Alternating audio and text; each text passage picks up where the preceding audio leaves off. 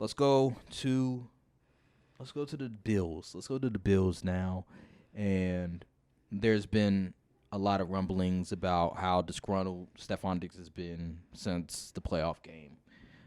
I've heard nothing coming from the Bills camp. I haven't heard much. Nothing. I haven't heard much since training camp. I've heard nothing but great things from Gabe Davis. Every time I see a Gabe Davis clip, it makes another spectacular play. I expect a leap for Gabe Davis this year. I expect more consistency. They're going to need it. They drafted Dalton Kincaid.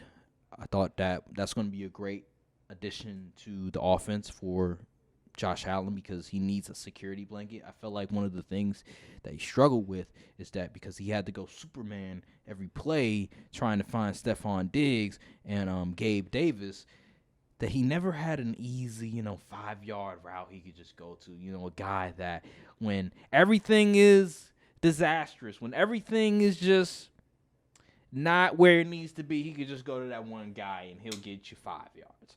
So I believe Dalton Kincaid could be that guy. And then they also have Dalton Knox as well. So you have a tight end duo that you can go to your disposal whenever you need to. That's great. Now the running back position, I've heard some good things from Cook. It remains to be seen because I heard he's not a good blocking back, so he can't play every down. But I've heard he's improved. I'll say that. And the running back position is still a concern. So I don't know how they're going to deal with that. They also signed on the defensive end Leonard Floyd.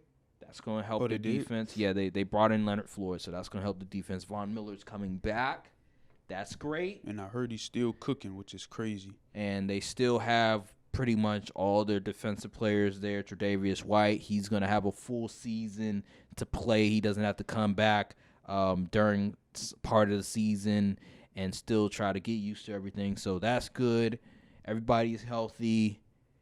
And I think the Bills win this division again.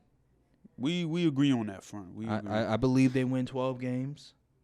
I was thinking 11-12 personally, 11 or 12. I'm looking at the schedule right now. It's the interdivisional games that's really deciding if they win 12 games or so. The offensive line. I don't know if their offensive line got better. It is something. Right. I follow a Bills fan on Twitter, and he's been going constant rants on the offensive line just not being good.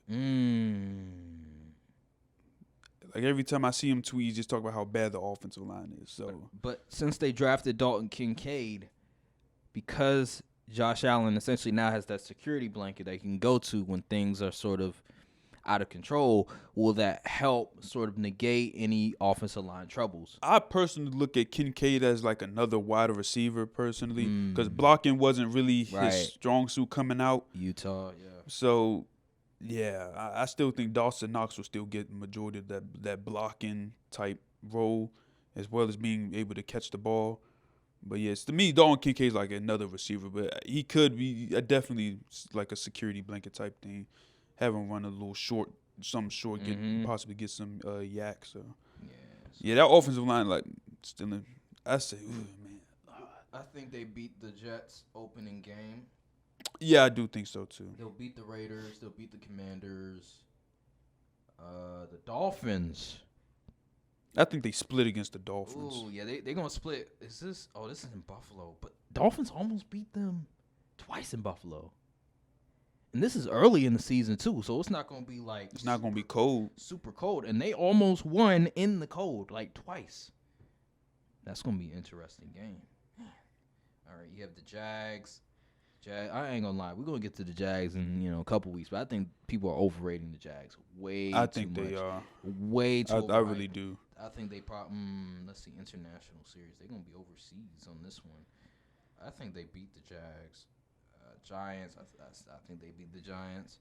Patriots, I think they beat the Patriots. I think they beat the Patriots. Buccaneers, I think they beat the Bucks. Now, Bengals, I think they lose to the Bengals. Yeah. They lose. They have Broncos, that's a win. Jets, I think they split with the Jets.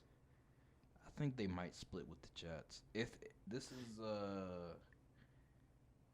I think that one's in Buffalo. ooh, damn.